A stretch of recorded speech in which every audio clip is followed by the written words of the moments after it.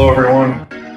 Today I'm going to introduce you to MLS public record searches, which will allow you to download contact information for owners that you can then use to create mailing lists for farms, as well as upload into Mojo cells. Today we're going to start with already logged in to our MLS account. We'll start by clicking on Tools, Public Record, and then from here you're going to search where you want to market to. So one thing I really am a big fan of is multifamily properties. As you know, I'm always looking to buy or have buyers interested in multifamily properties, especially in Brookline. So what we'll do today is do a search for multifamily, owner-occupied, as well as absentee owner properties. And we're going to use the zip code 02465, excuse me, 02445. 02445, for those who don't know, is Brookline Village, great area. Since we know there's going to be quite a few of those properties, we're going to put those into the one list that's absentee and one list that's non-absentee. Your approach with an absentee owner might be a little bit different. Absentee simply meaning that they don't actually live in the property, they're straight investors, whereas a non-absentee owner is an owner-occupant. They live in one of the units and they're renting out their unit 2, 3, 4, whatever the building size is. In order to do that, we will say N, meaning no, we don't want an absentee owner. We can also make sure we set property type to multifamily. And if we click search now, you will see that we have 429 total records. Quite simply, click the checkbox, which will check off all the properties. You can see a couple of notes here. One, I'm showing 500, which is the most per page that they will show. If you get more than 500 results, you're going to have to do this twice. You're going to have to download twice. You'll have to do the first one. You can see I do 250. Just to give you an example, you do 250, and now 2 pages. I have to download this page, then go to the next page, download that page. However, to make things easier, we'll do all 500 in one shot.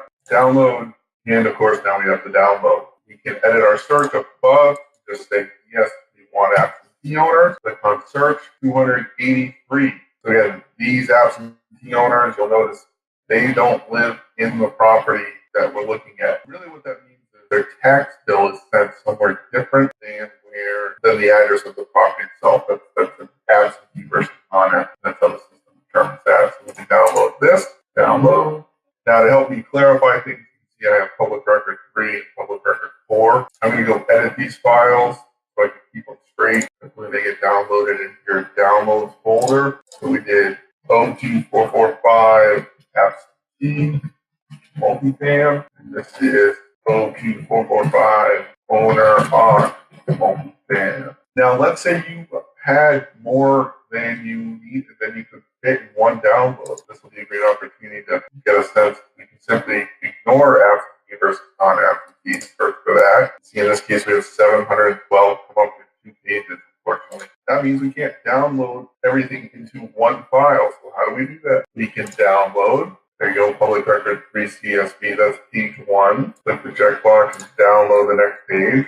There's page 2. Now, okay, so now we've downloaded, as you can see, the 2 files are down here, public record 3, public record 4, and we want to merge those 2 lists. So we're going to go to Google Drive. I've created a folder called Farm List. This is to keep things organized so your drive is out of control. You can drag public record 4 in here, and we can drag public record 3 in here. Make sure you keep them separate. If you update existing, it will overwrite they will overwrite each other. So make sure you click keep separate. Now we're going to open with Google Sheets. Just simply click once, then right click, open with Google Sheets. Go back to the same with 4. And you can see here we have the first list, which is about 213 records. And the second list with about 501 records. There you go. So what we can very simply do is from the first one, just hold the shift button, roll over so you get to the end, hold the up arrow till you get to the top, remove the top line, you don't need that. Right click, cut, click on the new, right in 502, you're going to right click, paste. There you have it. You have successfully merged the 2 files with 713 records between the 2, and that's how we do it. Those lists, there's a few things you'll notice. There's a lot more information here than what's shown in your public record.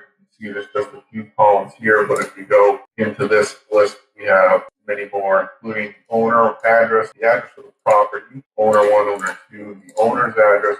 You can see here they're the same, but if you scroll down to the bottom, well, if you scroll into the absentee owner list, you'll see they're separate. Unique with Florida's. The owner zip code, the last sale date, that can be really helpful, especially if you want to target people you think might be selling because they've both held on to the property for a long time. The market's at an all-time high. It's a great time to sell. The type of properties, you can see they're two-family, three-family, residential multiple buildings. That's a larger complex typically.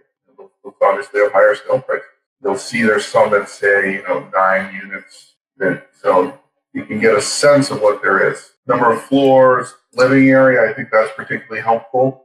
Obviously, here you go, apartment building, 44,000 square feet. That's a pretty sizable building. That's Englewood. That's interesting. I'm not familiar with that property, but it could be something interesting. Maybe they want to sell. You never know until you ask. See what else you have in here. You scroll back to the top, building value. Now that's assessed value of the building. Then there's the assessed value of the land. Doesn't usually give that great of a pricing idea, but in some cases it can be useful. Here you go, 1.2 million. Obviously, that's probably a bit low for Brookline nowadays. You can see the year that they was estimated for the fiscal tax year. Brookline did go through a major assessment update recently. So there you have it. Now we have our two lists. If you want, just for clarity, I probably recommend removing Public Record 4 because that'll just confuse you. And to rename Public Record 3, we're going to call this 02445 multifamily. There you have it. We have a multifamily updated. So I hope you find this helpful. This is your first step, as we said before, in getting your list together for Mojo Sells. Really what you want to do is spend a lot of time getting a sense of where you want to market to. If you have buyers in the Fenway, focus on Fenway. Is it condos? Are they looking for multiple buildings? Are you targeting, depending on your letter or your voicemail message in Mojo Sells, you may be targeting absentee owners, you may be targeting owner occupants in condo buildings where they, obviously it's their home. Maybe it's time to upgrade. So just think about who you're marketing to, and the public records, tax information can kind of be instrumental in giving you a game plan. So going forward, make the most of this. I wish you the best of luck and happy hunting.